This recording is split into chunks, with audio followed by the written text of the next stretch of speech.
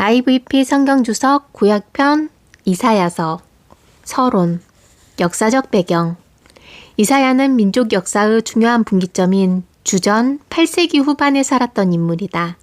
이 시기에 아모스, 호세야, 미가, 이사야의 사역에서 문서 예언이 등장했을 뿐만 아니라 이스라엘에서 더 큰 부분을 차지했던 북왕국의 10지파가 몰락하여 사라졌다. 아가서에 있는 예언자들의 역사적인 순서를 보라.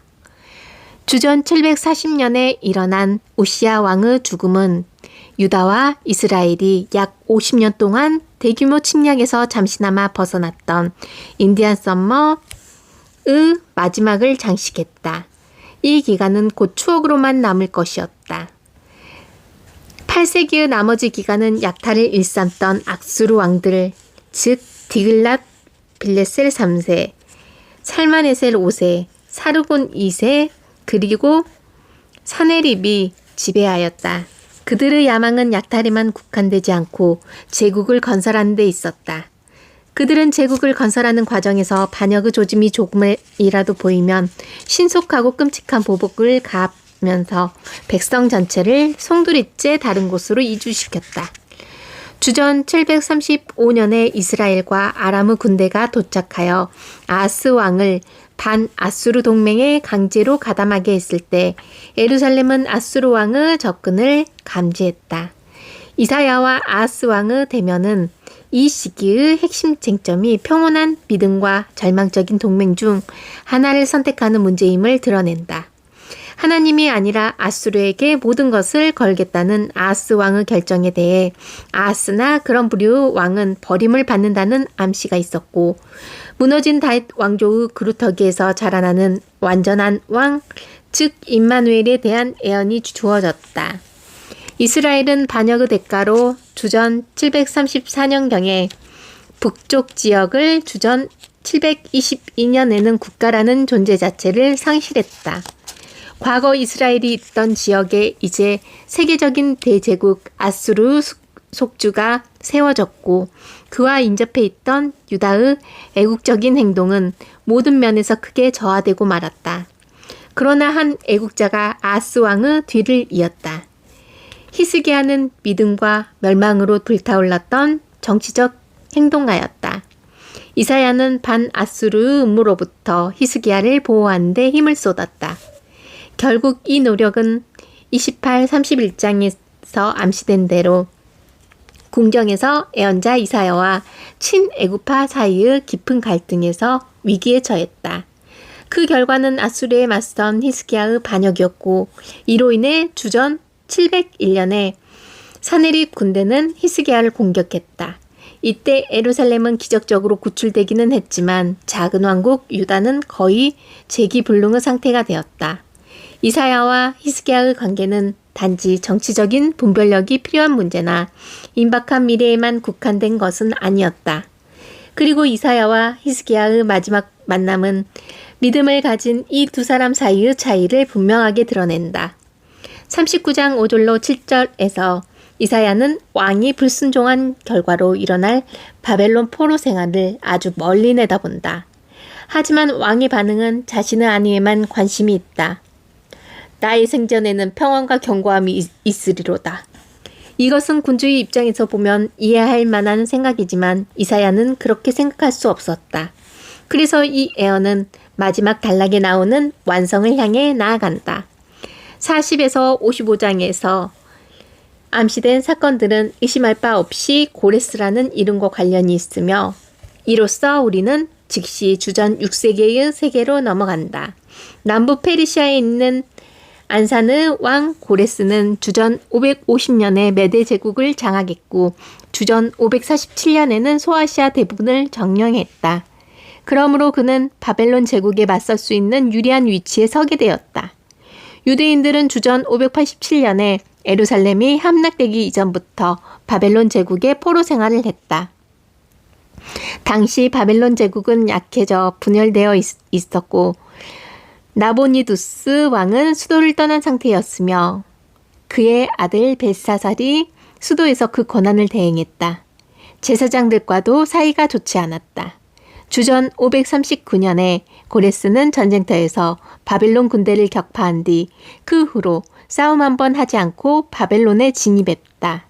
이사야 44장 28절에 있는 하나님의 예언이 적중하여 고레스는 유대인의 성전을 재건하라는 명령과 함께 다른 피집의 민족들 가운데서 유대인을 본국으로 송환 조치했다. 고레스 실린더 위에 새겨진 그 비문은 이 송환이 그의 일반적인 정책이었으며 그 목적은 자신이 신전에 복귀시킨 신드르 호의를 얻기 위한 것이었음을 보여준다. 상당수 유대인이 귀환했지만 성전 재건 과정에서 돌아온 유대인들은 그 땅 백성들의 도움을 거절하여 그들과 곧 충돌하고 말았다. 성전 재건 사업은 주전 520년에 학개와 스가랴가 새롭게 시도하도록 영감을 받기까지 거의 20년가량 중단되었다가 주전 516년에 완성되었다.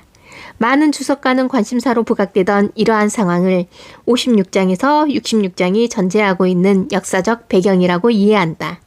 하지만 본 주석은 마지막 56장에서 66장을 역사적인 맥락보다는 주체적인 맥락에서 받아들이고 이 부분의 주요 관심사는 더 이상 바벨론이 아니라 고향 땅과 어머니 도시 예루살렘을 가리킨다. 어머니 도시였다고 이해한다. 물론 그들의 고향 땅과 어머니 도시는 그 자체를 넘어서 새 하늘과 새 땅, 하늘의 예루살렘을 가리킨다.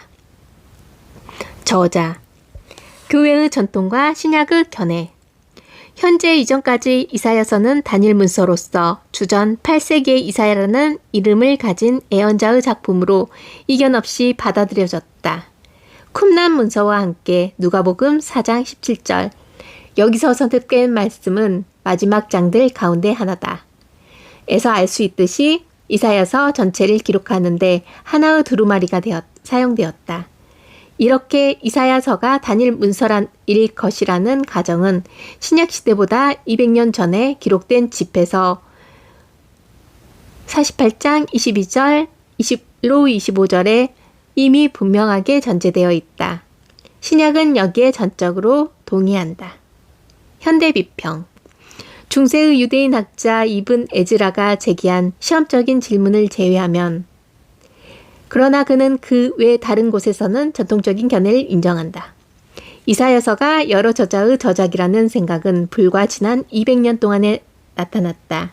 가장 단순하고도 설득력 있는 구조는 1장에서 39장을 이사야의 기록으로 보고 40장에서 66장을 주전 6세기에 바벨론의 포로로 잡혀가 살았던 이름 모를 예언자의 기록으로 보는 것이다. 무명의 예언자가 기록한 작품이 이사야서의 속편으로 첨가되었고 무명이었던 까닭에 결국 독자적인 정체성을 잃어버렸다고 추정한다. 이런 견해와 대동소이한 다른 이론의 주요 근거는 첫 번째로 소위 예언의 유비, 즉 예언자들은 대개 동시대인들에게 선포한다는 점이다. 그런데 40장에서 66장에 언급된 사람들은 주로 포로다. 그리고 두 번째 근거는 40장에서 66장의 특징적인 문체와 용어 및 신학적 강조점이다. 이에 대해서는 나중에 다룰 것이다. 하지만 이런 단순한 형태로 이 이론을 주장하는 학자는 없다. 왜냐하면 이 이론의 원리상 더 깊이 나아갈 수밖에 없기 때문이다.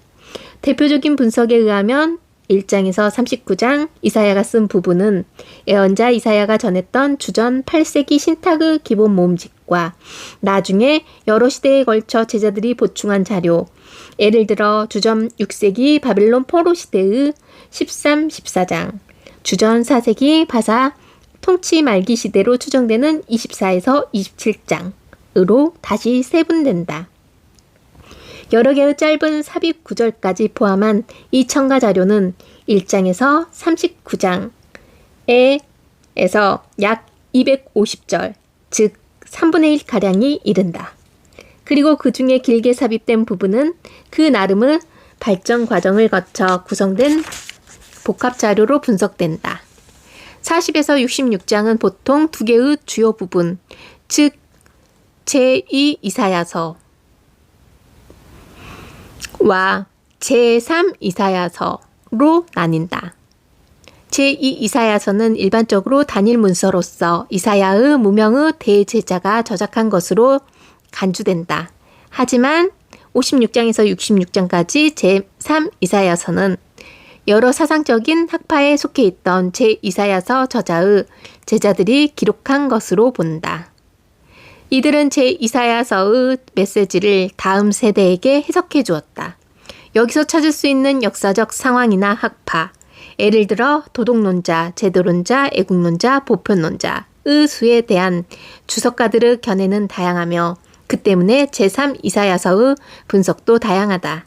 그러나 보통 11개의 장에서 적어도 4가지 자료는 분리가 된다. 이런 이론이 전제하는 여러 명의 저자들과 후속 보완자들이 완전히 자의적이지 않다는 점을 인정하는 것이 중요하다. 일단 이사야서를 나누는 최초의 기준을 수용하게 되면 그 기준은 첫 번째 분할 뒤에 쉽게 무시될 수 없다. 이런 기준은 처음부터 마지막까지 철저하게 사용되거나 그래서 지금까지 우리가 살펴본 결과를 내거나 아니면 처음부터 사용되지 말아야 한다. 따라서 이사야서가 2권 이사야와 그 후계자로 이루어진 작품이라는 제안은 간단하게 문제를 해결하는 것처럼 보이지만 단일 저자론에 맞설 만한 가능성 있는 유일한 대안은 2명의 저자가 아니라 10명도 넘는 저자다. 공정성을 기하기 위해서 최근의 비평학자들은 이러한 다양성 가운데서 통일성을 강조한다는 사실을 덧붙이고자 한다. 후속 보완자들은 이사야의 사상에 젖어 이사야의 정신으로 새로운 세대를 향해 애원했던 제자들로 간주된다. 이 견해에 따르면 그런 이유로 이사야의 가르침은 그가 죽은 뒤에 수백 년 동안 새로운 가지를 뻗게 했고 이사야의 신탁에서 파생된 일꾼의 작품에 적당히 이사야의 이름이 붙었다는 것이다. 다수의 저자를 주장하는 논거에 대한 평가. 다수의 저자를 주장하는 사람들은 단일 저자를 내세우는 강력한 전통적인 주장 앞에서 자신들의 주장을 입증해야 할 부담을 안고 있다. 그들의 주된 기준들은 반박의 여지가 많다. 1. 에언의 유비. 만약 40에서 66장을 이사야 자신의 기록이라고 할 경우 동떨어진 시대는 몰입하는 그 체험의 깊이와 폭이 아주 애외적이라는 사실을 부인할 수 없다.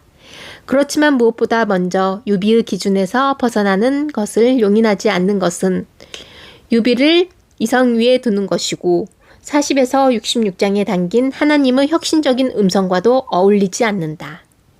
둘째로 이 이론은 40에서 66장과 1에서 39장 사이에 있는 본질적인 차이보다는 정도의 차이를 과장한다. 1에서 39장에도 미래로 이탈하는 부분이 많이 들어있는데 대부분의 경우 비평적인 입장에서는 이런 내용을 에언의 유비라는 이유로 이사야가 아닌 후대 편집자의 저작으로 인정한다. 따라서 에언의 유비는 그 원칙을 뒷받침하도록 손질된 본문에서만 입증된다.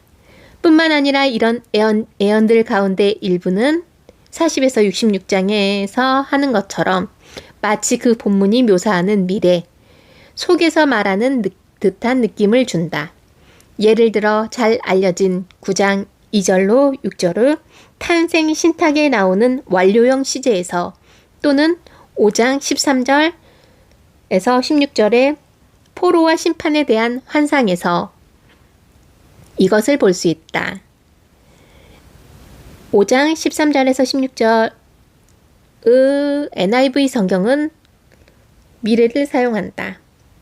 에레미야는 그보다 훨씬 더 길게 마치 포로기의 마지막 세대의 관점에서 바벨론의 패망을 축하하면서 이제는 그들에게서 나오라고 재촉한다. 반면에 편지를 읽는 동시대인들에게는 이런 생각을 금하면서 그들의 시대와 역할이 다른 것처럼 여긴다. 우리의 논점과 관련된 자료들을 좀 더 살펴보면 아모스의 아들 이사야의 신탁이라는 이름이 붙은 13장 1절에서 14장 23절은 40에서 66장처럼 바벨론을 이사야 시대에 난폭했던 아수르 한 지방으로 보지 않는다. 여기서 바벨론은 세계의 권력으로서 바벨론의 임박한 몰락이 이스라엘의 포로 생활에 종지부를 찍는 것으로 본다. 이 신탁에 21장 1절로 10절의 묵시적인 환상을 추가해야 하는데 여기에서 전한 바벨론의 몰락은 이사야를 마비 상태로 몰아넣었다. 이 모든 것에 비추어 볼 때 40에서 66장이 바벨론 포로 생활과 그 교훈 및 결과와 깊이 관련되어 있다는 사실은 독자의 기대를 넘어설지는 모르겠지만 이사야의 기대를 넘어서지는 않는다. 이사야에게 이 기대는 하나님의 장기적인 목적에서 두 적대 세력, 즉 바벨론과 이스라엘 사이의 상호관계에 몰두해 있던 그 생각이 꽃피어낸 마지막 꽃봉오리일 수도 있고 그의 사역의 성취일 수도 있다. 가장 뜻밖의 상황, 즉 고레스 시대가 되기 150년 전에 고레스의 이름을 언급하는 것도 비슷한 예가 없지 않다.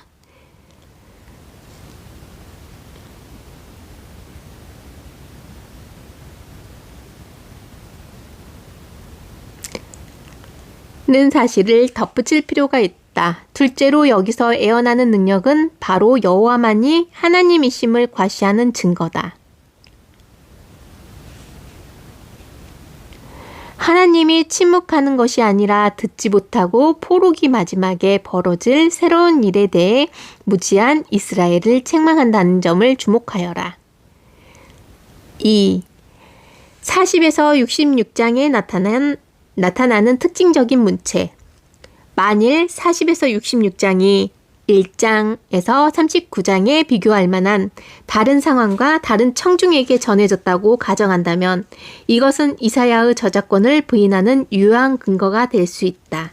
그러나 만일 40에서 66장이 이사야의 저작이라고 가정한다면 이 부분은 이사야가 노년에 기록한 작품으로 경고보다는 위로하기 위해 선포된 것이 아니라 기록된 메시지로 이사야의 세대를 전혀 경험해보지 못한 미래의 세대를 겨냥한 것이라고 볼 수 있다. 이런 가정들은 큰 차이를 가져온다. 그와 같은 애언이 본질적으로 불가능하게 보일 수도 있지만 어느 쪽도 불가능하다고 할 수는 없다. 이사야가 저자라는 사실을 받아들일 경우에 상황과 방법과 목적의 급격한 변화가 사상과 표현의 큰 변화로 이루어지지 않는다면 오히려 그것이 더 이상한 것이다. 만약 이사야서 전체를 이사야의 저작이라고 한다면 1장에서 39장에서 40에서 66장의 주제들을 미리 엿볼 수 있으리라 기대할 수 있으며 실제로 그렇다. 역사를 다스리시는 하나님의 주권은 37장 26절에서 40장에서 66장과 똑같은 어조와 용어로 사내립에게 전해진다. 내가 어찌 듣지 못하겠느냐. 내가 태초부터 행한 바요. 상고부터 내가 정한 바로서 이제 내가 이루어. 22장 11절에도 이 주제와 관련한 비슷한 용어가 있다. 위대한 출애굽에 대해 다루는 35장은 40에서 66장의 세련된 수사법과 어울릴 뿐만 아니라 다수 저작서를 지지하려면 35장은 40에서 66장과 같이 묶여야 한다. 거의 모든 절에서 1장에서 39장의 특별한 관용구를 사용한다. 다시 한번 말하지만 궁극적인 화합을 보는 환상에서도 11장 6절에서 9절과 65장 25절의 본문은 절대 떨어질 수 없다. 이런 예들은 비교적 드물기는 하지만 전체 수학의 첫 열매라고 인정할 수 있다. 3. 용어. 이사야의 초기 사역에서는 사람들에게 경고하기 위해 진려와 현극, 재앙, 폭풍우, 남은 자와 같은 용어들이 필요했다. 하지만 재확신과 소명을 다루는 후기 사역에서는 창조하고 선택하고 구속하는 하나님의 주도권을 강조했다. 하나님의 목적은 먼 섬들, 땅끝, 그리고 모든 육체를 포괄한다. 이것은 당연히 찬양하고 기뻐하고 소리질러 노래하라는 조대로 이어진다. 연설의 보충 부분에도 주제의 변화가 반영되어 있다. 왜냐하면 40장에서 66장에는 열정과 강조의 어투가 가득하기 때문이다. 그럼에도 불구하고 이 변화와 함께 구약의 다른 곳에서는 거의 혹은 전혀 등장하지 않지만 이사야서의 두 부분에 공통으로 등장하는 몇몇 중요한 용어가 있다는 점도 마땅히 지적되어야 한다. 이스라엘의 거룩한 자는 가장 알려진 예다. 1장에서 39장에서 12회, 40에서 66장에서 13회. 하지만 하나님을 가리키는 몇 가지 다른 표현들도 작은 증거에 들어간다. 예를 들어 소유격 대명사와 함께 사용된 만드신, 계획하신 자, 야곱, 이스라엘의 거룩한 자 등이 있다. 또한 두 부분 모두에서 이스라엘을 가리키는 보기 드문 독특한 칭호도 있다. 예를 들어 소경, 귀머거리, 여호와를 버린 자, 여호와의 속량함을 얻은 자, 여호와께 구속된 자, 나의 손으로 만든 행한 것 등이 있다. 이렇듯 이사야의 표현 방식이 아주 광범위하기 때문에 제자들의 무리가 수백 년 동안 이사야의 사고방식을 영구히 보존했다는 이론이 필요했다. 물론 이런 이론을 지지하는 증거는 거의 없다. 그보다는 단일한 지성을 가진 한 사람의 저자를 가정하는 것이 훨씬 더 단순하다. 신학. 이사야서의 주된 두 부분은 서로 다른 상황에서 보완적인 가르침을 주고 있다는 사실이 이제 분명해졌다. 하지만 그 이상의 의미가 있다. 모티어가 말한 대로 1장에서 39장은 강력한 역사적 심판을 예언하고 있는데 이는 이 부분의 다른 곳에서 분명히 말한 교훈이나 약속에 비추어 보면 심각한 신학적 문제를 안고 있다. 따라서 40에서 66장은 단순히 완성된 부분이라는 의미를 넘어서고 있다. 40에서 66장이 없으면 1장에서 39장은 해결되지 않는 부조화로 끝날 수밖에 없다는 점에서 40에서 66장은 하나의 해결책이다. 그리고 만일 한 예언자가 역사적 상황 속에서 하나님의 진리를 선포하기 위해 영감을 받을 수 있다면 영감받은 계시가 제기하는 신학적인 문제에 대한 해결책을 찾을 수 있도록 영감을 받아야 한다는 것 역시 결코 과한 요구가 아니다. 요약. 이중 저작설이 이렇게 무너진 이후에 다수 저작설은 문제를 해결하는 것만큼이나 많은 문제를 만들어내고 있다. 다수 저작설은 또한 구약의 다른 부분에서 포로기 이전의 예언자들이 이사야서의 자료를 인용하는 것처럼 보이는 문제를 안고 있다. 하지만 여기서는 이 점을 다루지 않겠다. 이런 입장은 이사야서를 미완성 작품의 저자로 만들고 이사야를 미완성 작품의 저자로 만들고 예언자들을 예언서의 단일 저자로 거의 인정하지 않는 분석의 기준을 허용한다. 또한 이런 견해는 이사야 학파뿐만 아니라 다른 예언자들을 추종하는 유사한 그룹이 있어서 수백 년 동안 창작 활동을 했다고 상상한다. 하지만 스승의 작품을 확대하거나 수정하는 이들의 자유는 그리 멀지 않아 스승의 작품을 변경하지 않고 전달하려는 그들의 관심과 묘한 대조를 이루는데 실제로 그들의 존재 자체는 추론에 불과하다. 또한 다수 저작설은 이사야서의 통일성을 줄기차게 주장했던 초기 전승에 대해 그리고 이런 견해를 수용하는 신약의 명확한 인정에 대해서도 타당한 설명을 제시해야만 한다. 분명히 신약은 이 질문에 대해 답하지 않는다는 주장이 제기될 수 있다. 하지만 핵심만 인용하자면 다음과 같다. 이것은 이사야서의 권위를 전심으로 받아들였던 많은 사람의 견해다. 그럼에도 불구하고 반대 증거가 압도적으로 많지 않다면 이사야는 문자 그대로 이사야를 가리킨다고 받아들이는 것이 훨씬 더 솔직한 주석 방법이다. 이런 접근 방식은 모든 점에서 마찬가지로 단순한 대답을 제공하는 것 같아. 대안적인 이론 언급했던 것보다 훨씬 더 많은 대안 이론이 있다. 대안적인 이론은 정교해질수록 점점 더 많은 사족이 붙는다. 이것이야말로 신뢰를 떨어뜨리는 현상이다.